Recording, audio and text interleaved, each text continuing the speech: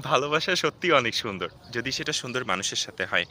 আপনি কখনোই চেষ্টা করবেন না ভালোবাসার মানুষকে বোকা বানানোর জন্য। তাহলে সত্যিকার অর্থে একটা কথা মনে রাখবেন যে, আপনি যাকে সত্যিকার অর্থে মন দিয়ে ভালোবাসেন, তার সাথে যদি চিটিং করেন, দিন শেষে আপনি নিজের সাথেই নিজে প্রতারণা করছেন। সুতরাং ভালোবাসার মানুষ যাকে আপনি মন থেকে ভালোবাসেন, তার সঙ্গে কখনো প্রতারণা করবেন না। কারণ এটা প্রিয় মানুষের সঙ্গে আসলে যায় না।